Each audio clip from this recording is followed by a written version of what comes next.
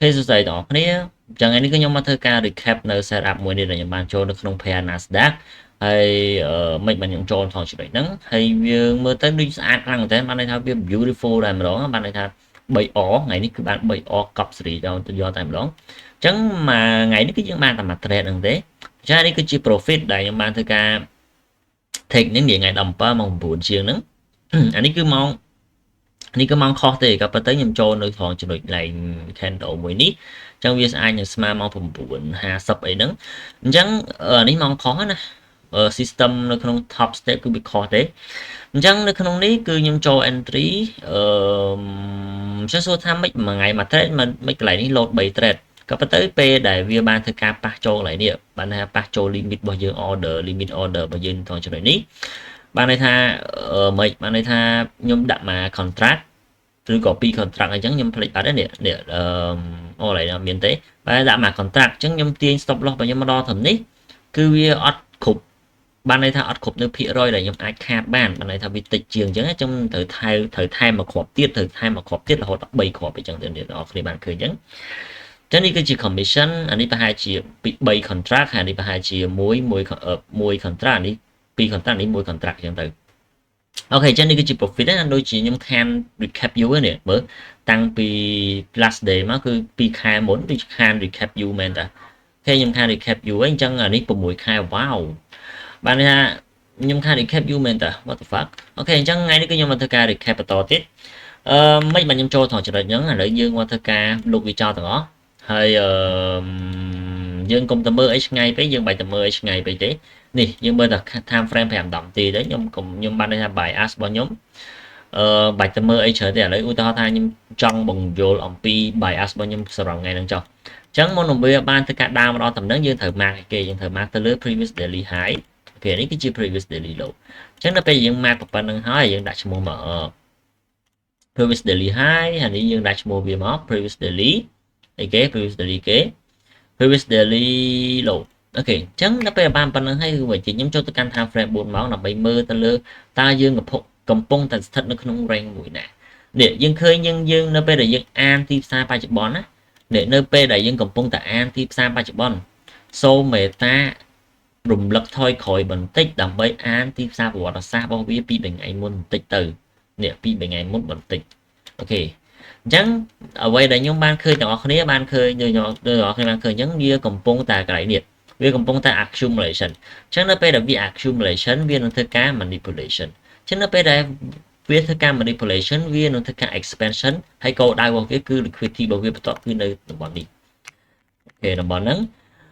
ហើយមួយទៀតទូថាតែពេលខ្លះវាមិនឡើងទៅដល់នឹងមែនឡើងចិត្តគៀកហ្នឹងក៏វាឡើងចោះមកមែនក៏ប៉ុន្តែប្រវាយប៉ុណ្ណឹងក៏ឲ្យយើង take profit បានដែរអូខេយល់ទេចឹងហ្នឹងគឺវាអញ្ចឹងខ្ញុំគិតថាទីផ្សារកំពុងតែនៅក្នុង phase មួយ expansion ក៏ប៉ុន្តែវាមិនមែន expansion 2 3 candle បុកទៅអញ្ចឹងហេបុកផ្ដាច់ high low មួយនេះហេបងប្អូនគ្នាវាមិនអាចទេវាត្រូវការ expansion ហើយក៏វាត្រូវការបង្កើត PD array ថ្មីវាដើម្បីធ្វើការចាក់ចូល PD array ថ្មីដើម្បីបង្កើត liquidity ដើម្បីបុកឡើងទៅលើតទៅទៀតដែរបានន័យថា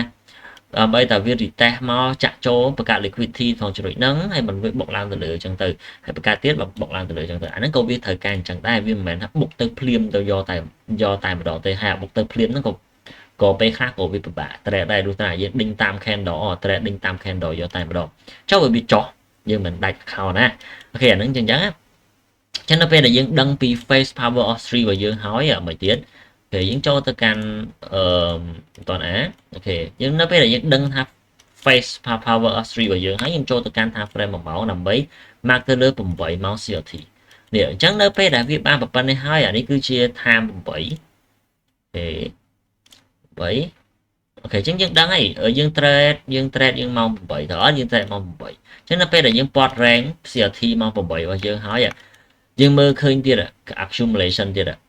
that is បានថា the best អ្វីដែលខ្ញុំចង់ឃើញវាឃើញ accumulation អត់ឃើញវាមាន accumulation អត់អញ្ចឹងនៅពេលដែលវា accumulation វានឹងធ្វើការ manipulation distribution អញ្ចឹង candle នេះគឺវាមានហាក់ដូចជា manipulation ហើយអញ្ចឹងបានន័យថា face របស់វាគឺវាជុំហើយផ្ដាច់ហើយអញ្ចឹងហើយមួយទៀតខ្ញុំចូលទៅកាន់ time frame 15នាទីដើម្បីមើលទៅលើ confirm ទាំងអស់ហ្នឹង ថាតើយើងអាចរកសេណារីយ៉ូក្នុងការបាយបានដែរឬទេណាទេអញ្ចឹងអានេះគឺវាផ្ដាច់ CRT ម៉ោង8ហើយវាចូលដល់ម៉ោង9អូ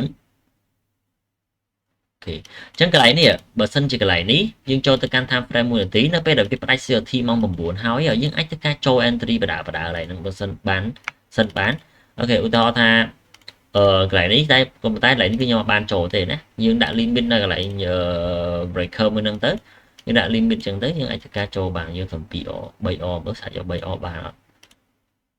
អូខេយក 3 or បានហើយយើងបិទវិញណា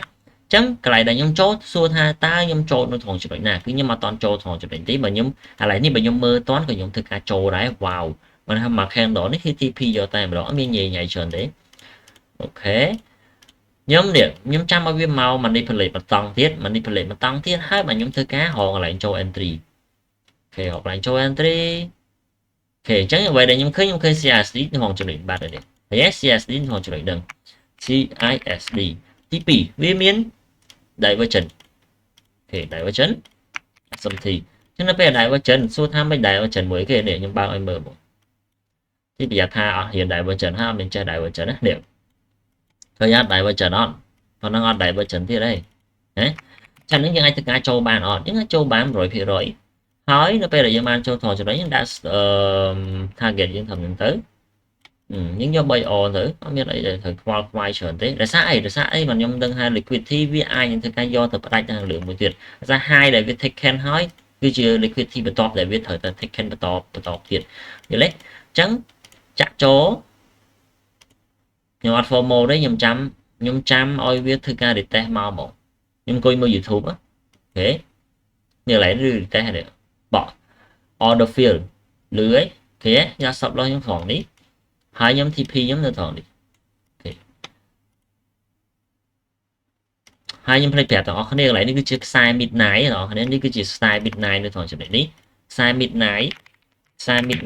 ដែលវា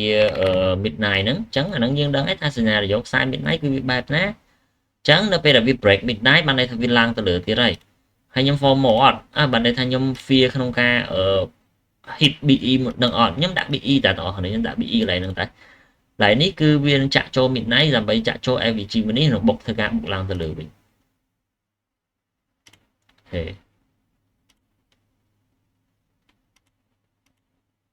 ដូច TP របស់ខ្ញុំដូចនៅណានេះដូចឆ្ងាយជាងនឹងទៀតហ៎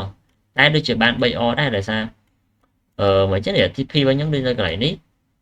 ហើយអី TP របស់ខ្ញុំដូចជាបានតែខ្ញុំយកតែ 3 or ទេនេះ